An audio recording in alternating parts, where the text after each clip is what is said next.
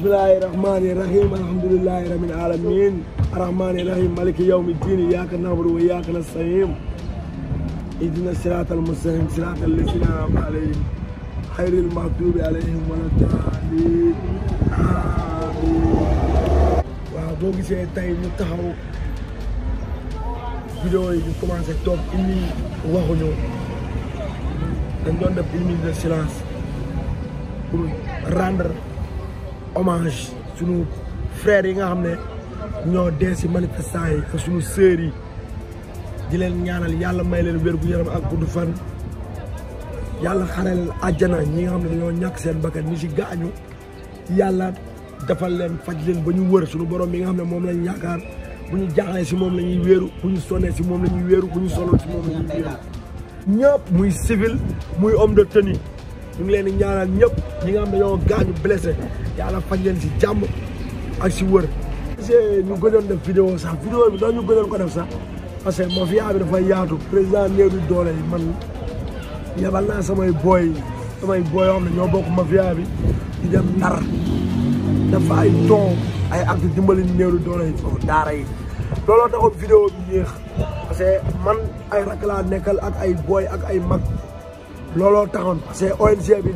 noonu la fa demee tey ñii buñ nekkee fii ñii ñu fee looloo waroon vidéo bi yéex booy demoon nañ defare ji ndeysaan ay œuvre ay don joxe foofu si daara néew doole yi nga xam ne ñoom autorité yi ñoo ko war a jiite mais ñun xaaruñu leen si lenn looloo taxoon vidéo bi yéex mais nag ma ay jégalu ñëpp si ay fan yi néew nag vidéo boobu ak vidéo bi nañ ko dégg si Dakar Street Live mais li si ëpp solo ak li si ëpp solo si wax ji ak si mbir bi moom la ñuy wax tey la déclaration du peuple mooy kàddu néew di doole yi tey moom lañ taxawee tey nee na ñoom dañoo def seen déclaration mooy la déclaration du gouvernement dirigé par qui ministre Antoine Félix Diome mu def déclaration démb mais ñun nag tey ñu yeew di wane na ñun tey dañuy def ci déclaration du peuple pour libérer le peuple et élu par le peuple et toujours pour le peuple déclaration néeru doole yi tey moom la ñuy wax tey ñi nga xam ne seen kaddu kenn du ko dégg wala seen kaddu eggul man maa leen fi nekkal maa koy wax maa koy jëf ñoom du ñu rus parce que ñoom ay complexé lañ nous nos dirigeants sont des complexés ay complexés lañ et sont des tueurs de la nation les tueurs du peuple au Sénégal sont les gouvernements qui sont les tueurs et les pilleurs et les agresseurs ñoom dañ leen fi fal ñu fal leen fi pour ñuy rey sénégalais yi pour noot sénégalais yi mais loo gis day jeex yàgg naa ko wax ci vidéo yi yàgg naa ko wax lu ëpp tuuru nit boo ko nootee boobu amatul lu mu lekk amatul lu mu def amatul lu mu nooy mooy indi loolu sàkkatuma nag ñuy jël di régner par la force ak pour leur intérêt ñëpp gis nañ dëkk bi ni mu demee monde extérieur ñëpp xam nañ léegi l'injustice qui yàgg régner Sénégal dirigé par nos gouvernements est complexé pour les blancs Antoine Félix Diome muy discours du wax olof nit ñu dégg mu koy débuté ay français di léere nit ñi si ñaari kàddu pour moom booy sibuñu booy xam nañ luy olof xam nañ luy tubaab waxul dëgg bi waxul digg bi waxul li am muy wax ay waxu karaw ak ay waxu kese loolu dafa ñaaw sax nga nekk ministre de l'intérieur u dëkk ne sa peuple ay terrorisme la c'est du jamais vu dans le monde entier ça c'est la première fois ñu koy door a gis si koo xam ne administration la nekk koo xam ne gouvernement la nekk dëkk jàmbur nga ne ay terroristes lañ muy Antoine Félix Diome nga ne sa peuple ay terroristes lañ muy ministre de l'intérieur du Sénégal vert jaune rouge kon moom du citoyen sénégalais de t'es pas un sénégalais t'es pas un dirigeant sénégalais Antoine Félix Diome si tu es un vrai sénégalais maa la ko wax tey man Sokane su dee yow vrai sénégalais nga doo mos a toog Sénégal naan Sénégal jeunesse bi ay terroristes lañ le jeunesse sénégalais mooy jeune bi nga xam ne moom lañ gën a fonk si monde bi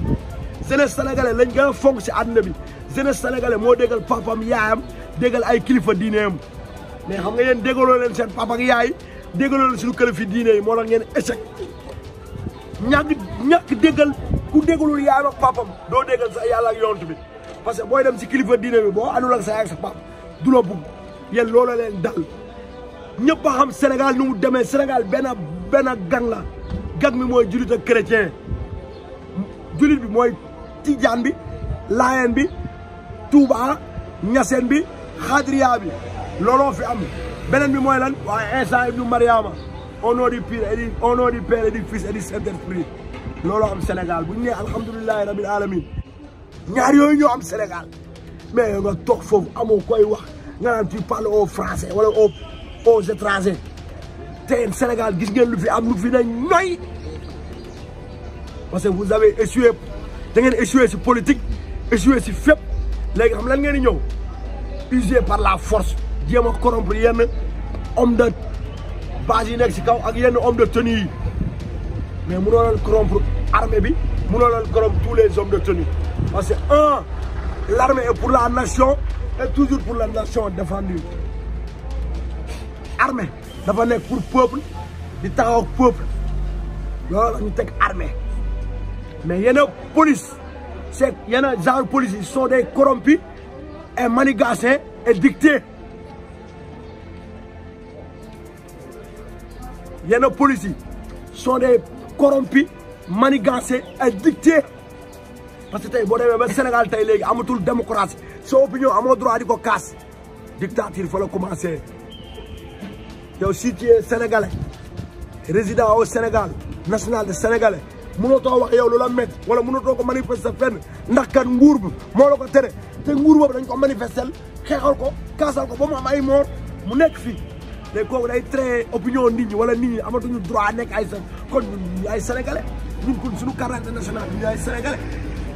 en plus ngeen jàpp benn citoyen sénégalais mu tudd Ousmane Sonko doo leen sax wax turam loolu dafa ñaaw soo leen wax da ngeen benn député mais benn député boobu ngeen di bañ peuple bi bañu ñu ko léegi peuple bi dañ ko gën a bëgg parce que da ngeen ko doon bunt xatal mu cóol ngeen ñëw di ko use naan ay waxatoo leen viol de dafa créer l'ordre public mais ordre public mooy lan ñun jàng nañ ordre public mooy nit da ngay xam sa ordre xam public Ousmane Sonko boo xamuloon ordre am xamul public am public yi duñ ko bëgg kon koo xam ne nee na pendant impôt pendant 10 000 années rek ngeen rajo ko rajo xam mooy lan auzu billaahi mina seytaane rajim yàlla sax kenn la wax loolu muy seytaane rajo si nguuram mais Ousmane Sonko di citoyen ngeen ne nit boo ko rajee rek rek révolte fa lay commencé yàlla dafa ne auzu billaahi mina seytaane rajim foofu ngeen njëkk a échec ngeen ñëwaat di ko tuumal si affaire viol waxatuñu waxu viol ngeen daanu ñoo naan il a troublé l'ordre public léegi ngeen moom moo commandité lan MFDC ngeen ñëwaat bàyyi foofu ne ñun jeunesse bi ñun ay terroriste lañ kon ngeen daanu ngeen fépp ngeen ñëw ñu jël léegi ay bàyyi nañ léegi ay grenade ay pistolet yaa ngi nii lii la ay balle blanc ñun ñii ay sénégalais war a manifester pacifique wala dem place de l'Obélisque wala place de la nation dem foofu taxaw kaas suñuy droit ngeen indi corps benn corps gendarme wala corps police yor ay pistolet yu dóor man dama ko fekkee sama kanam man lool maa ko fekkee démb sama kanam man démb loolu kenn mu ko nettali parce que man activiste laa am naa droit kaas samay droit pacifiquement dem représenter ko fa ñun ñu taxaw foofu maye leen ñu pacifique xam nga ngeen ñëw may leen ñu violence ngeen ñu maye fekk ngeen nit ñi taxaw ngeen dóor ay lacrymogène di dóor ay lacrymogène yoo xam ne c'est pas dañ ko war dañ ko tere sax c'est interdit par convention des Nations Unies les armes toxiques waroo ko utiliser pour ce peuple ngeen di jël ay lacrymogène yoo xam ne ça tue et ça paralyse les gens di ko dóor nit ñi te ñooñu ngeen koy dóor après da ngeen ñibbi soit dëkk si ñooñu yeen policiers yooyu noonu ak gendarme yooyu ñooñu doon dóor lacrymogène yi si ñooñu ngeen ñëwaat am na loo xam ne dafa ñaaw dafa ñaata dafa war a deñ jël ay bal di ko dóor man ñaata bal lañ ma dóor 3 bal blanc ñaari da ngeen nii benn bi ñu dóor ma ko si tànk fii te ñun dañoo taxaw di manifester pacifique bi ngeen dóor ay bal blanc après dóor ay reen looloo gën a galvaniser booy yi jeunesse Sénégal dañoo yàgg wax ñoom ñoo ay jeunesse Sénégal dañoo ragal jeunesse Sénégal ragalul jeunesse Sénégal dafay yaru franc et honnête mais on en est marre dañoo sonn si dictature bi ñu doon dund dañoo sonn si noot bi ñu doon dund yàlla bi nga xam ne moo ñu sàkk sax nootuñu léegi ñun suñu dirigeants yi ñu fal ñoom ñoo ñuy noot chaque jour ñu tooñ yàlla te yàlla duñu dañuy baal mais léegi dirigeants yi nga xam ne ñun ñoo leen fal ñoom ñoo ñuy rey duñ leen seetaan tey duñ leen seetaan suba ñu julli duñu woor gëmuñu tijaan gëmuñu murit kon ñoon duñ leen gëm soo nekkee Sénégal gëmoo benn tarixa gëmoo benn citoyen ñun duñ la gëm ñoom Macky Sall ñoom ñëpp seen gag bi moo tax ñun mënuñ leen gëm sont pas des mourides sont pas des tijaan sont pas des xaadir sont pas des layen sont pas des chrétiens ay francs-maçons lañ foofu nga njëkk a dévier sa peuple lu toll ni xalif général des mourides sëñ Mountakha Bachir bi nga xam ne moom yàlla ko fi teg yàlla ko yàlla may wér-gu-yaram gudd fan ñu dem Tivaouane Ndiol Fouta nga dem Tidjane Lima fee dem Yoff nga fekk fa ñoom Baye Ablaye Thiaw nga dem Kaolack nga dem fekk fa waa kër Baye Niass fàtte nga yow bi ngay am problème te yow bu ñu xoolee ñoom gouvernement bi gaz gi naa xawma 2012 président bi moom moo doon wax Ablaye Wade nañ ko dem jëli palais délogé ko fa loolu foofu rek waroon nañ jug si suñ Macky Sall erreur bu gën a grave si monde bi mooy loolu yow nga ne citoyen dëkk nga ne da ngay woote révolte ñu dem lokko ci président boobu jàpp ko par la force yow fàtte nga loolu bee passé bi nga ko doon wax tey ñun suturaal la foofu ndax lañ ndigalu sëriñ bi yow tey sëriñ bi toog ñu ñoo wax ko situation dëkk bi sëriñ bi woo la téléphone ne la Sénégal yow lañ fi teg yaay jiite bu mu tàkk sa loxo bañal ñi fi jiitu tàkkul seen lokkol bu mu nga ne bu soobee yàlla ndekete ñoom ay fen kese yoo xam nga kuy sëñ Mountakha Bachir sëñ Mountakha Bachir man dama ko xam bi may booy di nekk si kese bi 2013 mu ñëw fajar jóge Touba war a dem Égypte dem université bu ñuy wax Alexandrie les universités arabes le plus grand au monde mu war a fa def conférence sur le prophète ma xëy 5 heures du matin gis kànkaan yi gaara fii ñu wàcc chauffeur bi bu buntu bi fekk maa ngi def sama kes benn nataal Serigne Touba bi ñu wàccee nataal bi leen gis ma ñëw ñu woo ma ñu ne ma bërëb bii jàmm tey jàmm suba ne ma yow mii ndaw yaa yeew heure bii di liggéey ba heure bii kon yow tey jàmm yow suba gannaaw suba jàmm moo tax ñun tiituñ dara parce que ñun am nañu ay kilifa am ay kilifa diine moo tax ñun ba fu ñuy dem si dëgg la ñuy dee si dëgg la ñuy suulee mais jàpp leen ni billahi wallahi tallaahi barki yonent bi njool màkk laa la wax di ngeen ko yéen di ngeen ko fajoo te di ngeen taxaw ñu jugé leen tribunal comme ni ngeen di jugé néew di doole yi yomb tey yomb suba yomb gannaaw suba parce que nee na ñun ay terroriste lañ xam nga luy terroriste Antoine Félix Diome est-ce que moom xam na luy terroriste est-ce que moom mos na gis terroriste parce que si ay làmmiñam wala si langage am lay wax terroriste mais bu gisoon terroriste day daw moom xamul luy terroriste un terroriste celui qui est né pour faire peur wala pour régner wala pour tuer te ñun judduwuñu si rey judduwuñu si pour régner xam nga ñun si lan lañ judd Sénégal Sénégal si siraatal mustaqim la juddu ñun ñëpp dañoo respecté suñu papa ak suñu yaay yàlla bi ñu sàkk dañ ko jox cër bu ñu noddee dañuy julli ji fu ñu woote si diine bi dañuy julli chrétien bi bu waree dem église day dem église ñun loolu lañ xam jeunesse Sénégal du ñu ay terroriste parce que un bon ministre bu coow amee tàkk-tàkk am même bu la sa président ragalee wax yow nga toogal ko fa ne kat dëkk bi gis nañ ñu mu mel bu ñu sayoon ñun ñëpp doon benn Sénégal jëm kanam ñu bàyyi coow li après ñun xam nañ lu ñuy def boobaa sax ñun dañuy kontaan mais nga ñëw toog télé na yéen seen télé feeg boobu bu ma yàgg a wax télé boo xam ne pour yéen la télé boobu moomoo leen ko de ngeen toog foofu naan wax si tubaab pour jéem a nax tubaab yi tubaab bi kenn mënutu leen nax boo leen demee bay utiliser ay bal Sénégal ay bal di dóor nit ñi ay bal réel ak ay bal faux yéen loolu ngeen jël pour sonni nit ñi canon à eau yooyu ngeen wax ndox yooyu ay ndox toxique la du canon à eau canon eau toxique la c'est pas eau simple man démb fekkee naa lépp sama kanam man maa doon activiste boo xam ne damay toog di wax dëgg di def démb mais démb dafa jotoon ñu dem def li acte pacifiquement dem toog foofu parce que place du nation boobu wala place dañ fa am place parce que démocratie lañ wax am nañ droit kaas suñuy dëgg am nañ droit kaas suñuy droit parce que fii Sénégal ñëpp si ñàkk lañ juddoo bu ñu xoolee 2012 ñoom duñu woon dara ñoom Macky maa leen ëppoon fuuf biñ taxawee foofu noonu bi char yi di naaw suñu kaw dañoo demoon campagne ñu ñoo demoon taxawee foofu ñu dóor ñu ay bal dóor ñu ay char nekk fa woon mi ngi woon campagne tey ñun geral nañ ko ba mu nekk président léegi nag daf ñuy rey boo reyee 10 sénégalais am na 1000 sénégalais buy ñëwaat soo reyee 10 sénégalais am na 1000 sénégalais buy ñëwaat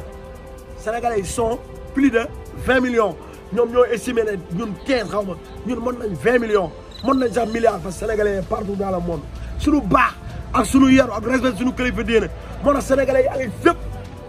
pour nga gis ñun ay sénégalais sax problème la mais léegi c'est le gouvernement qui tue les sénégalais. Je vais parler aux autorités moi ñuy wax les français maintenant vous allez comprendre parce que eux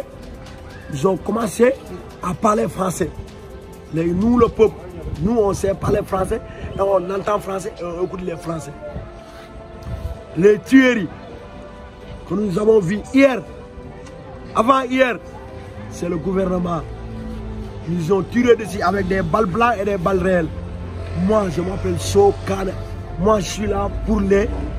voix des sans voix et les démunis et les gens qui n'ont rien à manger et rien à nourrir.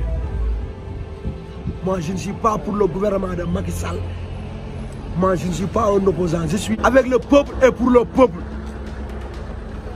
Ce qu'on a vu hier et nous, ce qu'on a vécu,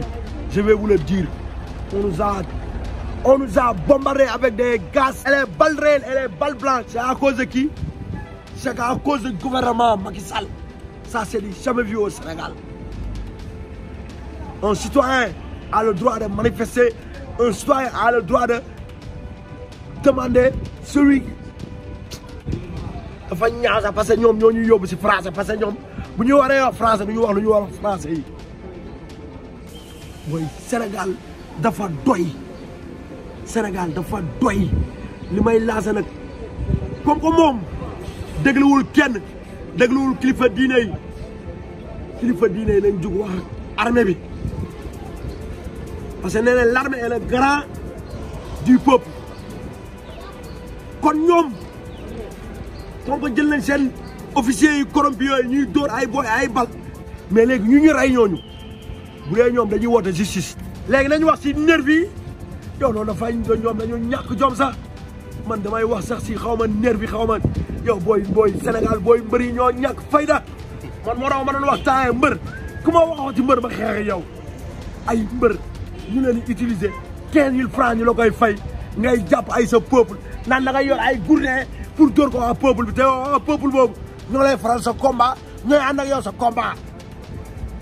yàlla nañu yàlla musal si ñoom ku ñu fi wax ci ay waxu mbër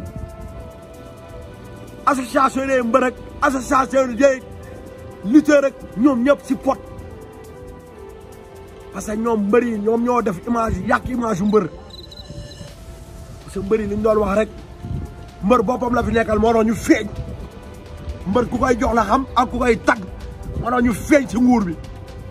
ñu naan ay nervi lañ jot ay gourdin wala ñëwee nga xam ne yéen mais di koj ay boy élève loolu dafa ñaaw sax yow police sax loolu defetu police la loolu defetu gendarmerie la nga jël benn boy fekk ko fee corrompre ko fay ko xaalis ne ko jëlal lii nga def rey pour ñëwee yéen ñii ne da ngay am fit jugé Ousmane Sonko bi ngeen accusé léegi ñeen nan ngeen di jugé yéen booyee jël nervi yi enquête boobu doon ko def Sénégalais yi xam lu ñu doon def dañ doon défendre seen intérêt dëkk di défendre seen droit di défendre seen opinion jeunesse sénégalais du terroriste bañ ne ko Sénégal référence la les pays les plus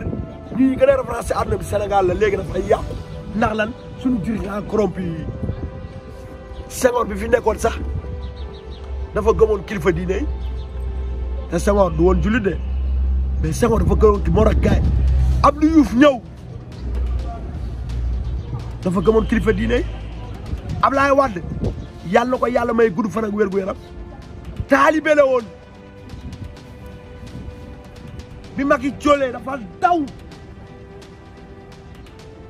Ablaye Wade gëm sëriñam gëm sénégalais yi moo doon mu baal ko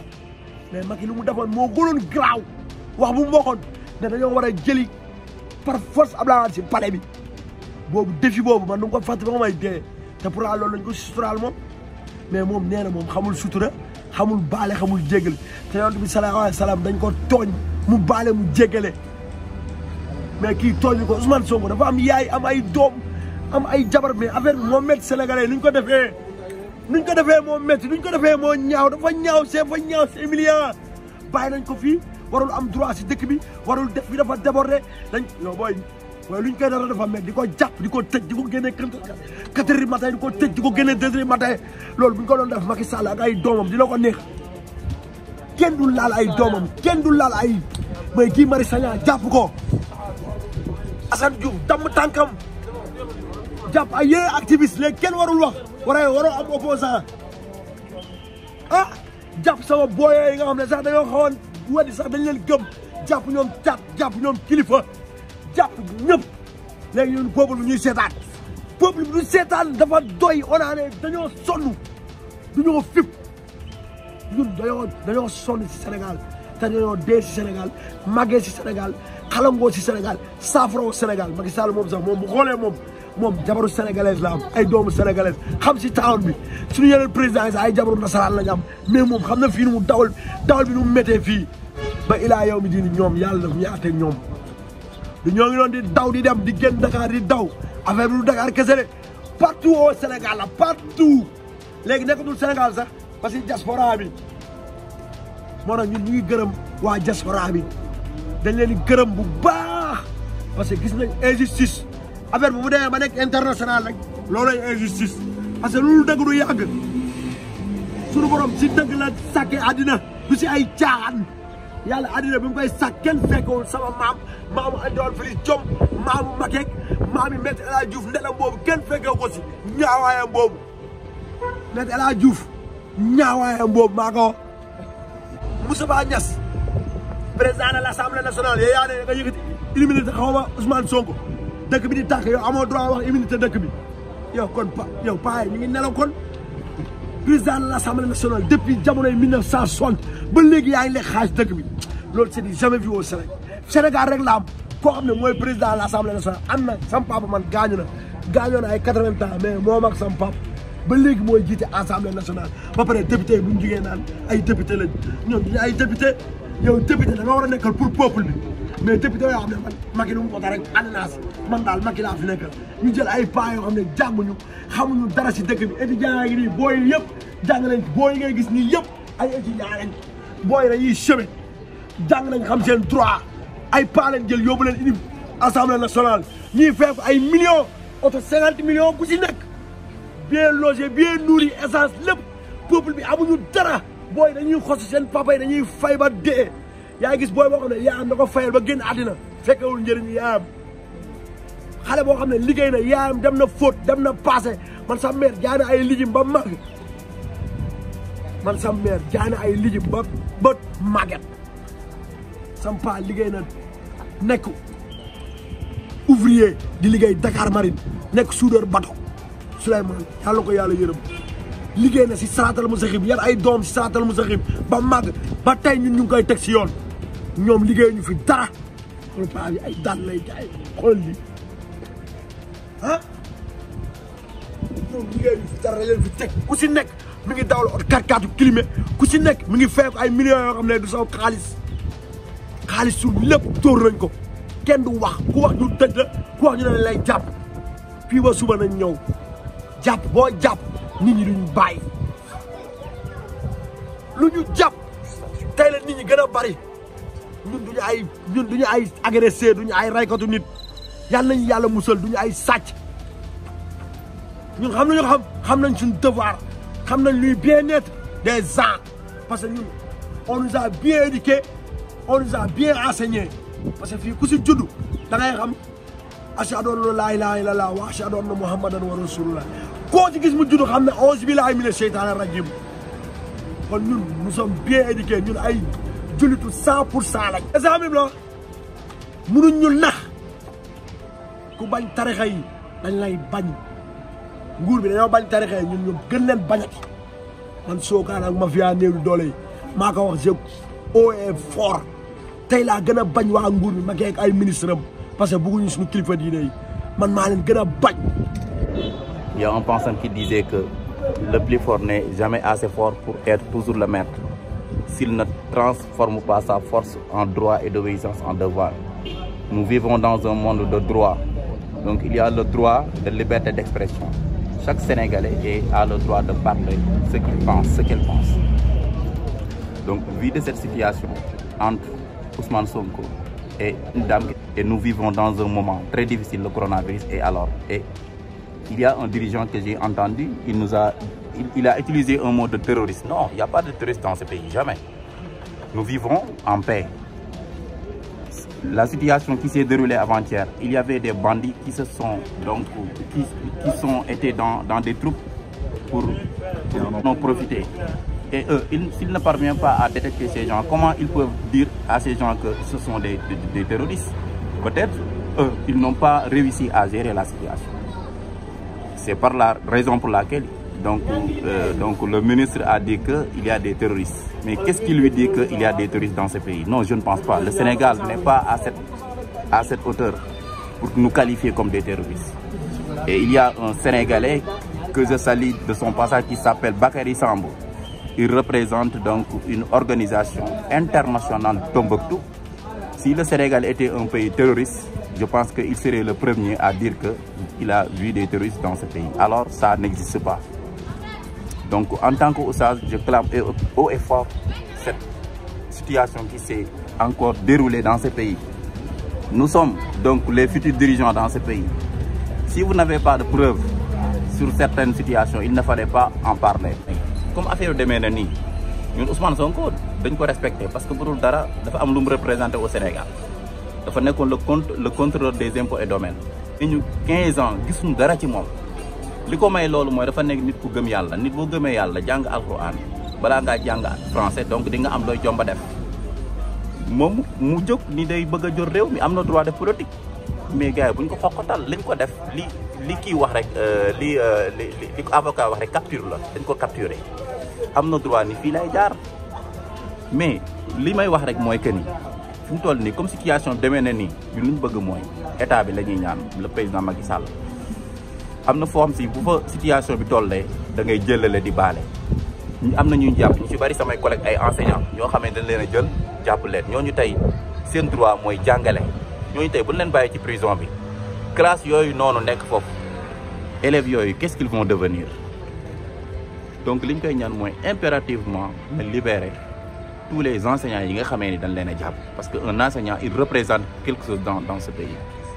et aussi les activistes sama xarit Assane Diouf il n'a rien fait te dañ ko jàpp Guy Marius Sagna il n'a rien fait ainsi de suite li ñu koy ñaan rek mooy na libérer ñooñu nga xam ne tey bu dul dara ak sunu candidat bi di Sonko na ko libérer il n'a rien fait na ko libérer jàmm am te jàmm pour mu am donc jàmm bu amee ci dëkk bi rek Sénégal day neex lii bu continuer benn xool leen démb situation bi ni mu demee kenn mënul dem ñëpp dañoo toog seen kër école yu bari tëj bu continuer nii nag Sénégal dinañ dem ba nekk ci situation boo xam si dootu amati fu ñam li ñuy ñaan le président de la République ko ñaan son excellence nañu libérer Ousmane Sonko libérer ñi nga xamee ni ñoom lañ jàpp ñaan yàlla Sénégal jëm kanam allahumma inna nas'aluka min kulli hammin farajan wa min kulli diixin mahrajan wa min kulli usrin yusran wa min kulli faahishatin sitran wa ala kulli khairin sabilan bi rahmatika ya arhamar rahimin ya rabbal alamin yal nañu yàlla may jàmm di gërëm bu baax sama xarit soo Gaana. Nous ne sommes pas des peureux yow booy ñun jàmm la ñuy am bu ñu xoolee station bi bu muy tàkk na ndax lan booy dañoo am lu leen métti xaalis bi fa nekkoon ku ko génnee ñoom Sokane ak mafia am ñoo ko génnee delloo ko borom ñëpp di teg bët kon ñun bu ñu ay terroriste loolu duñ ko mus a def borom station bi dafa jaaxle woo police la woo alalam di naaw bi mu jaaxlee fu ne dem na fa mu ñëw ba ci koñ bi na xaaw de woo ñoom mu ñëw woo ma téléphone ne ma lii ak lii ma ne ko sa yëf da nga koy jot ci Siraatal Mustaqiim parce que da nga ko liggéey ci Siraatal Mustaqiim ma dem ci biir ànd ak station bi parce que ñun respecté nañu déglu nañu ma dem jël coffre forum mu taal oto ñu dugal ko ñu jox xaalis c'est nous qui allons libérer le peuple man bokk naa si ñu koy libérer tey suba gannaaw suba ba ilaa yow mi diin Sénégal lépp loo gis si libérer peuple bi lépp si pacifique lañ koy def parce que ñoom violence ñoo koy woote parce que violence fu mu commencé nit ku yor arme di dóor ay peuple ñoo di violence di yor ay gaz sarin gaz toxique dem Médina bi ñu fa nekkee maa ànd ak booy yi ñu ne nañ wax médiation paix ñoom bàyyi nañ maa wax ak booy déglu ma booy bassa ma dem wax ak booy ñu ñëw foofu ñu may leen ay ndox ñuy naan loolu maa ko dirigé moo tax ñun ay citoyen lañ on n'a pas peur de rien xam lu ñuy daw injustice ku ñuy noot ak ku ñuy bundu xatat moo tax ñu doon guerre suñu indépendance jël alalu jàmbur soxlawu ñu ko ñu ngi fii toog Sokane fépp lañ ko représenté fépp man j'ai des frères et des sœurs ak ay rak yu ñu nii gang su ma doon def katu dëgg du am mais justice bi ñu bëggul woote justice ñun ñoo leen yóbbu si justice on va les juger ba pare dañuy wax dëgg bi ñu jàpp leen si dëgg ñu ànd ak ñun si dëgg dafa doy këlam